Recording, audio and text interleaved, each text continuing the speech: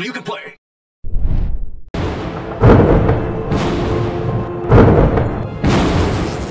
Matthew here from MiniWarGaming.com, and welcome to a bonus story time for the Storms of Ixia. So this is a story time interlude, just like the one that we had last Tuesday.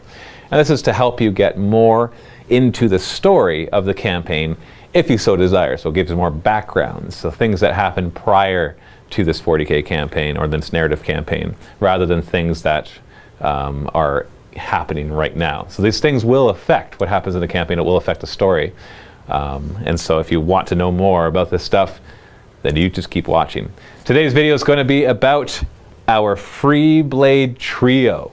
These Freeblades have been working together for quite some time, and they each have their own personalities and their own backstory. And I'm going to give you a brief overview of all three of them right now. Now, this Freeblade trio, the way it started out was these two Freeblades actually. We have right here Appius Licinius, and then we have Caius Cremutius. That's right, very Latin, just like the Imperium should be. And these two actually worked together for several years and went through a lot of campaigns, and they both wanted to be Freeblades. Now, for two very different reasons though. Let's start with Caius. Caius is an interesting fellow. He was formerly aligned with the Blood Angels. Now, not that any Imperial Knight actually is part of the chapter, it's just more that the family that he was part of was in Blood Angel territory and was under the protection of the Blood Angels, and they did a lot of work. They did a lot of duties for the Blood Angels, so they helped them in a lot of campaigns and they fought alongside of them. Well, Caius kind of had to become a Freeblade because he kind of did something that was inappropriate, let's just say. Something that branded him a criminal amongst the Blood Angels. I'm not going to go into all the details, but let's just put it this way, he kind of ticked off one of the Blood Angel captains. And no, it wasn't anything like what you're thinking. It's not that he did something against his family or all that, but there was just one of the campaigns that he was in where he disobeyed orders, and it was kind of the cause of a few Blood Angel deaths. Not that he killed them, but just because of his actions. He abandoned a post that he was supposed to because he got a little ambitious and wanted to go after one of the positions of the enemy that they were currently fighting. And because he abandoned that, the enemy was able to overrun the position and kill a lot of the Blood Angels. And so at that point, he was actually going to be stripped of his knighthood because of that dishonor. But rather than get stripped of his knighthood, he kind of took off. He grabbed his knight and his retinue of servants who could take care of it, and he just boarded a frigate and he got out of there. And he's kind of hunted by the Blood Angels to this day. Now, it's not like a primary target for them, so he can kind of get by. And this galaxy is huge, so as long as he remains far enough away from the Blood Angels, everything should be okay, because it's really just the Blood Angels that are after him. So Caius is a bit of a criminal. Now, on his journeys of being a Freeblade at this point, because he's now dishonored from his own family, he comes across Appius Licinius. And Appius is, he's got a much simpler reason for being a Freeblade. He's just a brash guy. And ever since he was a kid, he's no longer a kid, he's an Imperial Knight, he's been fighting for a long time. But he's been a bit of a rebel, and he's always wanted to kind of fight on his own. He's always been an independent, free spirit. Just never liked always being under the rule of his parents, especially his father, who was also an Imperial Knight. Like, he had to just follow their rules, and when he lives under their house, he has to get home by a certain amount of time, or he has to fight in certain campaigns, and he doesn't get to play as often as he wants to. Obviously, as an adult, he's not looking to play, he just wants more control over his life. So he's always kind of had this desire to set out on his own. And so he's relatively young for an Imperial Knight, but you know, Imperial Knights can get quite old.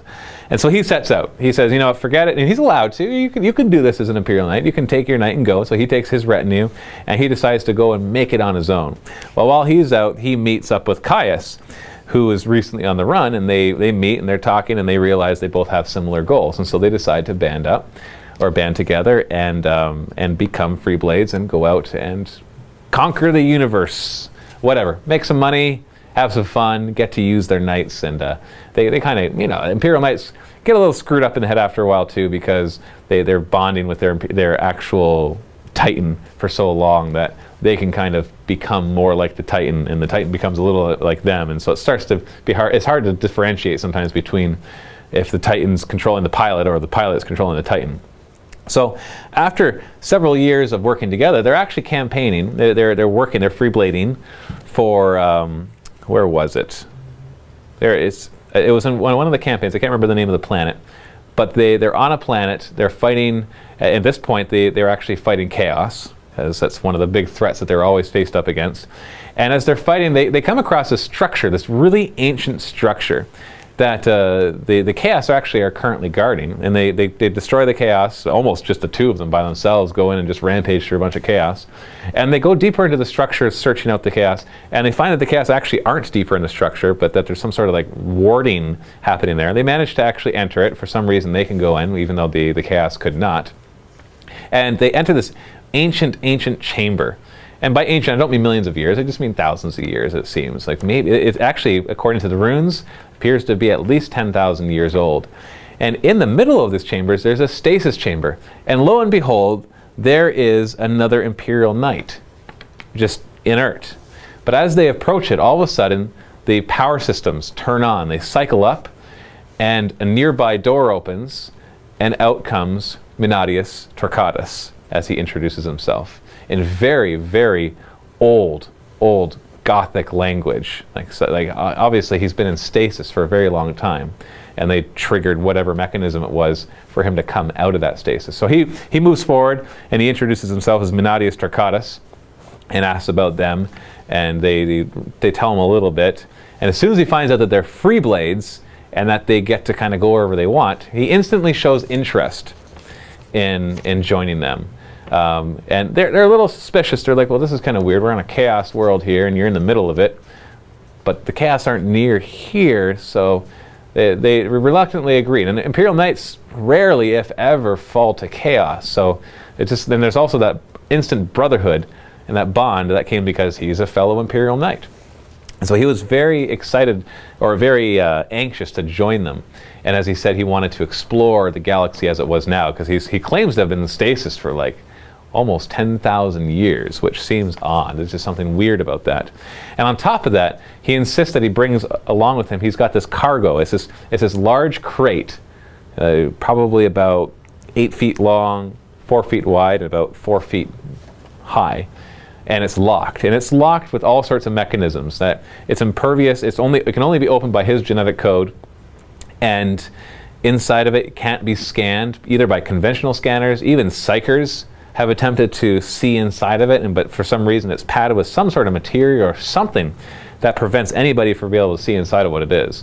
And he insists that he brings this along, but he doesn't have a retinue, so he needs to, hire a retinue and gather them around. So they reluctantly let him join. And shortly after, within just a few months, you would never have known that they had any inhibitions about him, because he proves to be a loyal friend. He's a great fighter. And he just fights alongside them. He doesn't even have much say. He's very quiet. He doesn't have much say about even what they do or where they go. He just seems to be content to explore and find new worlds and just kind of see the galaxy anew. So their suspicions of anything that would be suspicious, even though he's kind of dragging around this crate like it's some sort of ancestor is in there and he's trying to protect it. And he's very protective of anybody who even tries to pry into it. Usually their life is ended or seriously disrupted by Minadius himself. Even if he's not in his knight, he's still quite the fighter. And so that's all we know. He just has this crate. We don't know what it is. He's dragging it around wherever they go. He's happy to fight, and he's a great fighter, and he's proven to be a valuable ally to them and to anybody that the Freeblade trio decide to work for. And that is our 3 Freeblades. So Appius, Licinius, Caius, Cremutius, and Minadius Torquatus are our 3 Freeblades that you will see featured in this campaign. By this point, if you're watching this and you've been watching the campaign, you've already seen Appius. And soon you'll be able to see the other ones as well. So stay tuned for more Storms of Ixia coming out this Thursday with a new story time and 2 new missions. This is Matthew from MiniWarGaming. Thanks for watching. Happy wargaming.